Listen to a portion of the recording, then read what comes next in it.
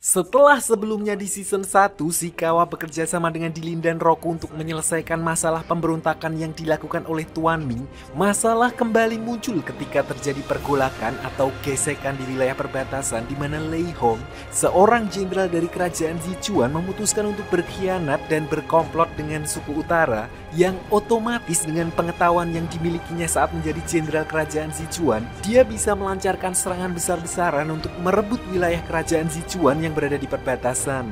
Untungnya, Shikawa dan Roku bisa membuat keuntungan dari serangan besar-besaran tersebut dan justru menguasai benteng Pai, garis pertahanan yang paling strategis meskipun berada di dalam wilayah musuh.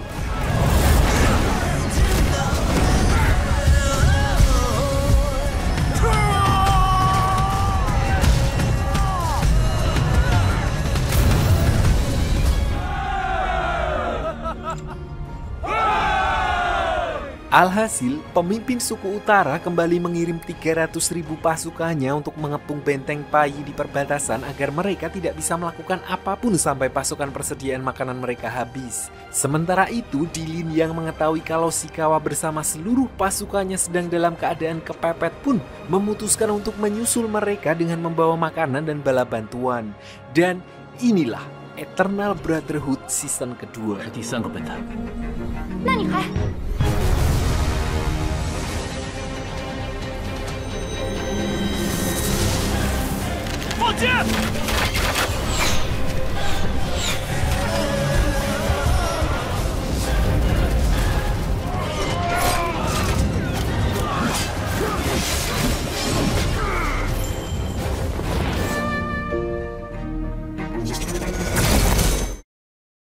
Singkat cerita, 10 hari kemudian, karena persediaan makanan di benteng Pai semakin menipis sementara Dilin tidak kunjung sampai, diperlihatkan 3 orang dari pasukan sambat milik Shikawa yang nekat keluar untuk mencari hewan buruan di tengah hutan, di mana kejadian barusan membuat Shikawa sebagai seseorang yang bertanggung jawab di wilayah perbatasan bergegas menyusulnya dan menyuruh mereka untuk segera kembali ke markas.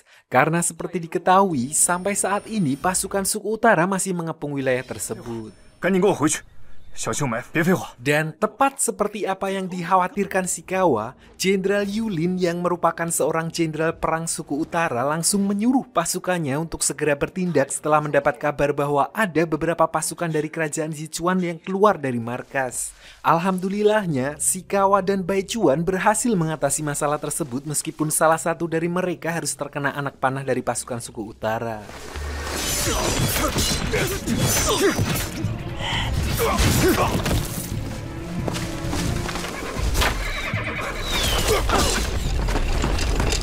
Walaupun suku utara telah gagal menghabisi pasukan kerajaan Sichuan dalam kesempatan tersebut, tapi Jenderal Yulin justru bisa memastikan kalau pasukan suku utara telah benar-benar pada batasnya, dilanda kelaparan dan kemungkinan hanya akan bertahan sampai 2 hari ke depan.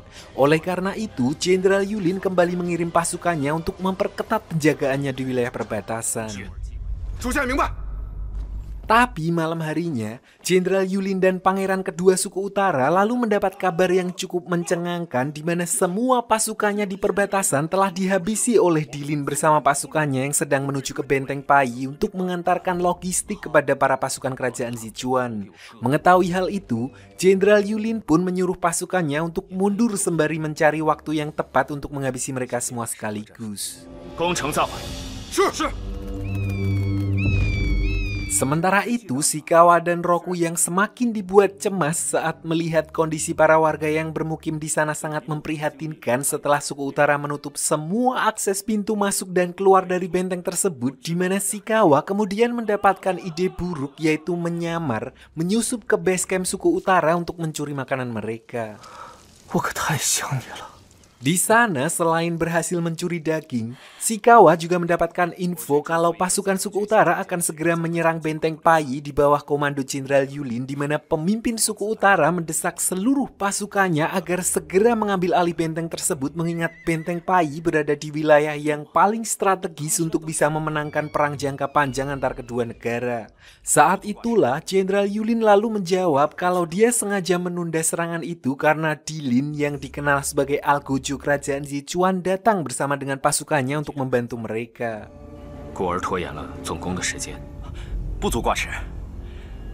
有那么可怕吗？ Pada momen ini, pemimpin suku utara juga menjelaskan kalau dia telah membawa pasukan tambahan sebanyak 100.000 untuk membantu Jenderal Yulin menaklukkan Benteng Pai. Mendengar hal itu, Jenderal Yulin pun kemudian berjanji akan menyerang kota Pai besok malam dengan bantuan pasukan tersebut. 去司义林的项上人头。 Kabar itu pun sontak membuat Roku panik karena keadaan pasukan mereka sama sekali tidak siap untuk berperang, dan oleh karena itu dia berniat menerobos kepungan pasukan suku utara dengan segala resiko yang akan dia dapatkan, sementara Shikawa diminta untuk memimpin pasukannya mundur. 大战将至。 Di sisi lain, diperlihatkan pangeran kedua suku utara bersama dengan Jenderal Yulin yang sedang melakukan pembicaraan terkait rencana mereka untuk merebut Benteng Pai. Di sini, Jenderal Yulin sempat menyatakan keraguannya karena dari pengalaman sebelumnya, Dilin mempunyai 1000 macam cara untuk menembus pasukan suku utara. Namun di sisi lain, pangeran kedua langsung menyangkalnya dan berkata kalau Dilin tidak akan bisa melakukan hal itu kecuali dia bisa terbang. 他能飞不成？此时的帕叶， Singkat cerita, geger geden pun akhirnya terjadi di mana 400.000 pasukan suku utara yang dipimpin oleh Jenderal Yulin dan pangeran kedua telah memadati wilayah perbatasan untuk meratakan pasukan dari kerajaan Sichuan yang bersembunyi di Benteng Pai. Di mana hal itu otomatis membuat Shikawa dan Roku ketar-ketir mengingat kondisi dan pasukan mereka yang kalah jumlah. Di tengah kondisi ketar-ketir itulah, apa yang ditakutkan oleh Jenderal Yulin sebelumnya benar-benar terjadi ketika Dilin merangsak maju di atas pasukan suku utara bersama pasukan elang perangnya yang datang dengan membawa bantuan logistik.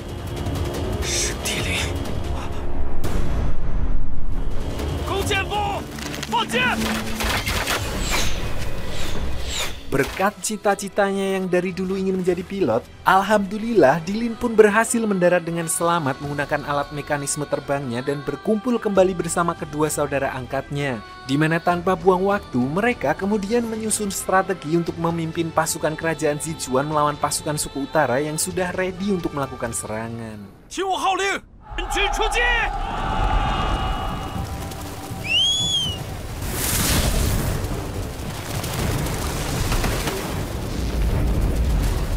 Meskipun secara matematika pasukan kerajaan Sichuan kalah jumlah dari pasukan suku utara, tapi berkat strategi dari trio ubur-ubur dan juga kekuatan dari Benteng Pai, mereka pun berhasil memukul mundur pasukan suku utara sampai titik darah penghabisan. Namun tidak bisa dipungkiri bahwa kerajaan Sichuan juga mengalami kerugian dalam peperangan tersebut.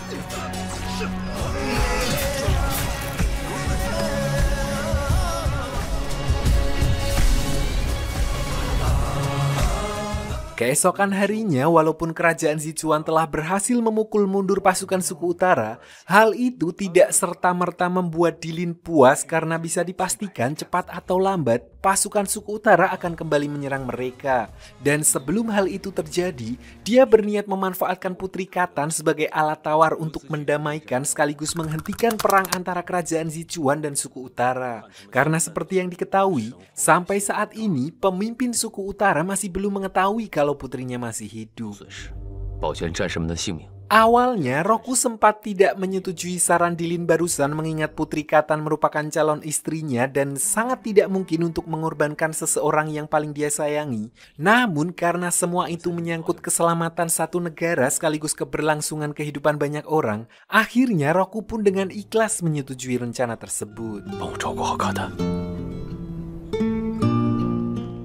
Singkat cerita, sesampainya di ibu kota, Dilin dan pasukannya sempat dihadang oleh Luo Ming, dan sampai di sini sekedar mengingatkan, Luo Ming adalah sosok yang sangat membenci Dilin karena di season 1 sebelumnya, Dilin telah membantai semua keluarganya meskipun itu adalah kesalahan dari Raja Ginseng, raja dari kerajaan Sichuan, hanya karena dia lupa memberitahu Dilin kalau Luo Ming adalah seorang mata-mata. Di sini, Luo Ming sengaja menghadang Dilin dengan alasan dia telah melalaikan tugasnya sebagai hakim agung di ibu kota. Saat itulah salah satu pasukan kesayangan Raja Ginseng yang kita panggil saja Lily muncul untuk menghentikan perdebatan tersebut, di mana dia diutus oleh Raja Ginseng untuk menyuruh Dilin menemui beliau di kediamannya. Namun sebelum pergi menemui Raja Ginseng, Dilin sempat melipir untuk menemui Putri Katan atau anak dari pemimpin suku utara yang selama ini berada di kediaman putri angkat Raja Ginseng yaitu Xiaoning, di mana dalam pertemuan itu, Dilin langsung to the point mengenai rencananya yang berniat menjadikan Putri Katan sebagai alat untuk mendamaikan kerajaan Sichuan dan suku utara. Intinya, dia meminta Putri Katan untuk mengirim surat kepada ayahnya sebagai bukti kalau dia masih hidup karena selama ini pemimpin suku utara menganggap kalau anaknya tersebut telah meninggal. 事发突然，太过仓促。 Lalu di hadapan Raja Ginseng, Dilin memberitahu tentang kondisi wilayah perbatasan yang semakin memprihatinkan karena terus-terusan digempur oleh suku utara selama 5 hari berturut-turut, dan oleh karena itu, Dilin berniat melakukan perundingan perdamaian bersama suku utara dengan cara mengembalikan Putri Katan untuk menjadi penengah dan menyerahkan 23 kecamatan yang berada di wilayah Yuanzhou sebagai kompensasi kepada suku utara. 这是唯一的办法。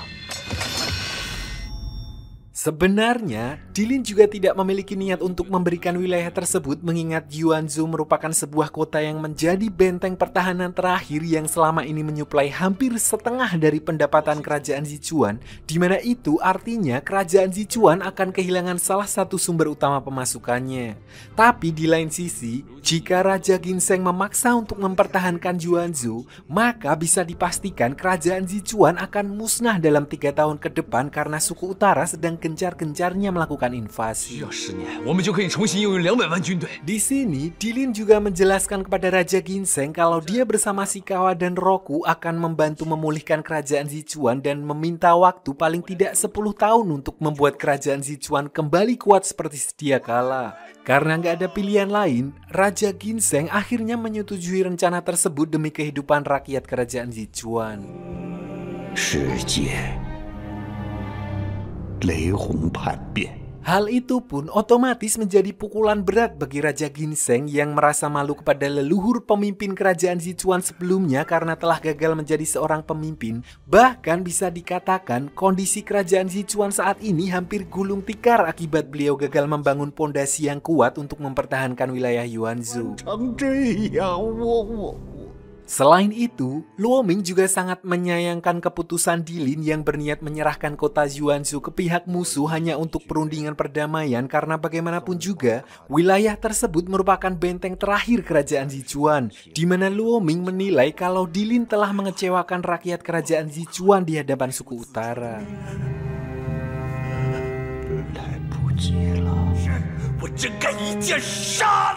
Kembali ke wilayah perbatasan di mana Shikawa dan Roku semakin dibuat pesimis melihat kondisi pasukan mereka yang semakin memprihatinkan karena di saat yang bersamaan pasukan suku utara terus-menerus melakukan serangan. Puncaknya adalah ketika salah satu anggota pasukan sambat milik Shikawa terjatuh dan ditangkap oleh pasukan suku utara untuk dijadikan tawanan perang.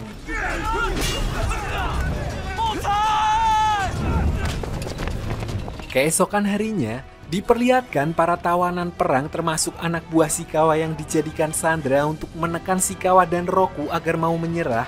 Namun karena Shikawa tidak kunjung keluar untuk membicarakan masalah tersebut, dia pun akhirnya dihabisi oleh pasukan suku utara sebagai tanda kalau mereka tidak main-main.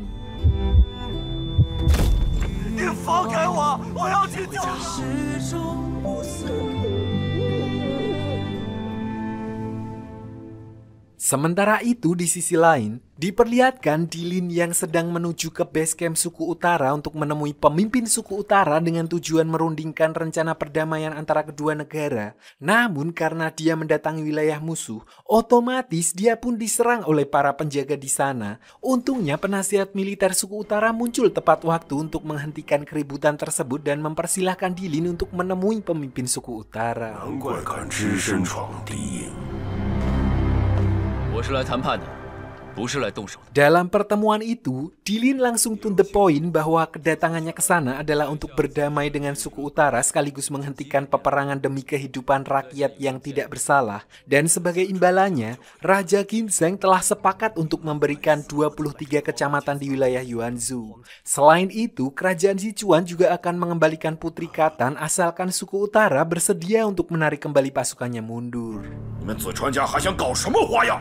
Awalnya, pemimpin suku utara sempat tidak percaya dengan perkataan Dilin barusan karena selama ini Putri Khatan dikabarkan telah dihabisi oleh kerajaan Sichuan. Namun setelah Dilin memberikan surat dan tanda bahwa Putri Khatan masih hidup, pemimpin suku utara pun akhirnya menyetujui rencana perjanjian damai tersebut. 就在灰水河岸交集， 陛下圣明，乃两族之幸。 Keesokan harinya, Jenderal Yulin sebagai perwakilan dari suku utara kemudian mendeklarasikan gencatan senjata untuk menarik mundur pasukannya dan mengambil alih beberapa wilayah yang sebelumnya sudah disepakati bersama. Tidak hanya itu, mereka juga menunggu kepulangan Putri Khatan yang sedang OTW ke sana. 出城！ Setelah pertemuan barusan selesai, Shikawa kemudian berpamitan kepada Roku karena dia akan pergi ke Trenggalek karena masih ada urusan di sana dan berniat kembali setelah ibu kota damai seperti semula. Dan sebelum pergi, Roku sempat berpesan agar Shikawa berhati-hati karena kota yang akan dia singgahi sekarang berbatasan langsung dengan wilayah kekuasaan suku utara dan sangat berbahaya.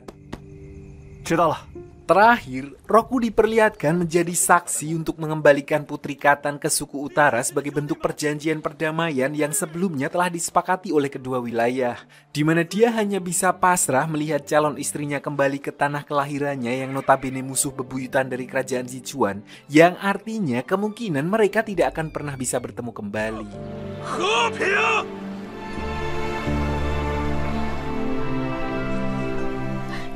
Sesampainya di ibu kota, Roku kemudian menemui Raja Ginseng untuk menyampaikan permohonan maafnya karena telah gagal mempertahankan wilayah kekuasaan kerajaan Sichuan. Namun alih-alih marah, Raja Ginseng justru meyakinkan Roku kalau kerajaan Sichuan cepat atau lambat akan segera bangkit dan bahkan lebih kuat dari suku utara. 地蜀军时刻准备。 Singkat cerita, beberapa hari kemudian, kerajaan Sichuan dibuat heboh ketika mendapat kabar tentang Shikawa yang tiba-tiba mengkhianati kerajaan Sichuan dan memutuskan untuk bergabung dengan suku utara. Sampai di sini pun, Dilin masih tidak percaya kalau Shikawa melakukan hal itu, di mana dia menduga ada konspirasi di balik semua ini. 叫下一个进来。 Dan benar saja, diperlihatkan Shikawa sendirian yang benar-benar memutuskan untuk membelot dan bergabung bersama suku utara, di mana sebelumnya dia telah menyelipkan kertas yang diberikan kepada Jenderal Yulin untuk mengikuti jejak Lei Hong yang lebih dulu mengkhianati kerajaan Sichuan. Namun meskipun Shikawa telah resmi menjadi bagian dari suku utara, dia akan tetap mengawasinya dengan ketat sembari merundingkan masalah tersebut dengan pemimpin suku utara.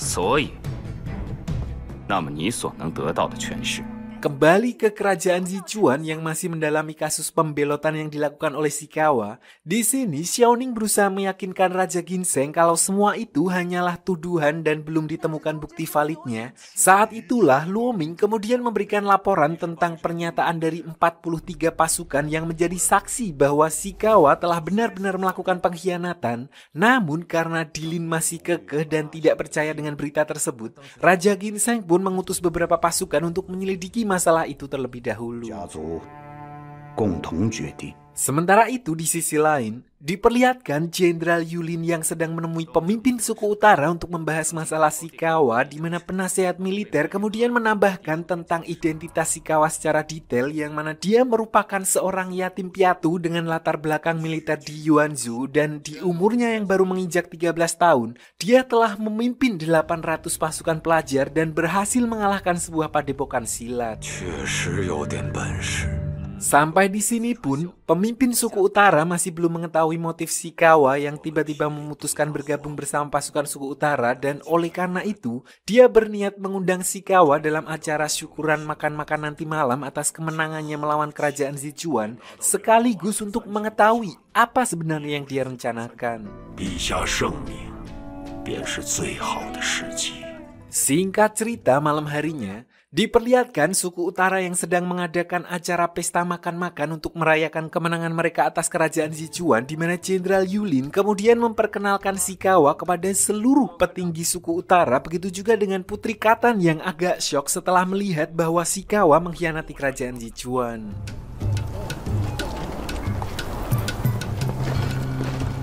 Tidak berselang lama, giliran pangeran pertama dan Jenderal Ludi yang datang ke sana bersama Lei Hong, si pengkhianat dari kerajaan Sichuan, sekaligus orang yang telah menghabisi gurunya Shikawa dan kini sudah mendapat jabatan tinggi di suku utara. Di mana hal itu membuat Lei Hong makdek dan menduga kalau Shikawa memiliki rencana terselubung di balik keputusannya bergabung bersama mereka. 这是投靠我族的子川秀阁下吧？ Pada momen inilah Shikawa akhirnya menunjukkan alasannya bergabung dengan suku utara bukanlah untuk mengkhianati kerajaan Sichuan, melainkan semata untuk menuntut balas kepada seseorang yang telah menghabisi gurunya, di mana dia menggunakan kekuatannya untuk menghabisi Lei Hong saat itu juga.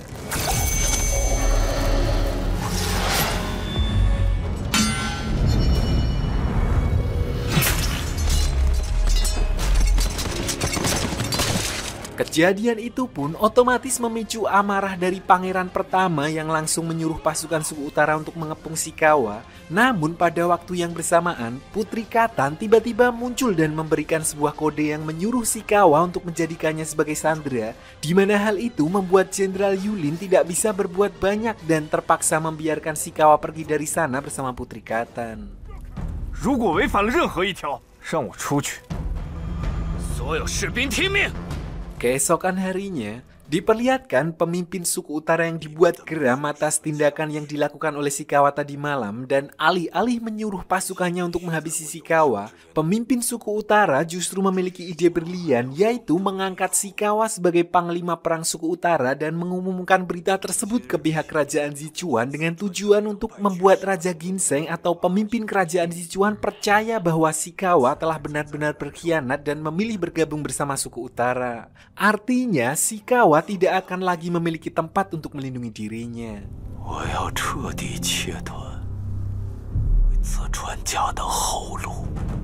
Dan tepat sesuai rencana pemimpin suku utara, diperlihatkan Raja Ginseng dan semua orang dari kerajaan Sichuan yang dibuat heboh ketika mendapat kabar dari salah satu pasukan yang memberitahu bahwa pemimpin suku utara telah mengangkat Shikawa menjadi panglima perang di wilayah Yuanzhou.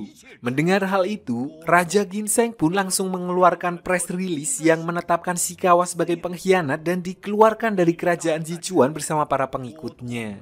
人人见而诛之。 Kabar pengkhianatan yang dilakukan oleh Shikawa akhirnya juga diketahui oleh para pengikutnya. Namun hal itu tidak langsung membuat Baichuan percaya dan berniat menyelidiki kasus tersebut terlebih dulu, karena bagaimanapun juga dia tahu betul sifat asli Shikawa yang merupakan seorang patriot dan tidak akan pernah mengkhianati tanah kelahirannya sendiri. 我也愿意这样想，不可能背叛子川。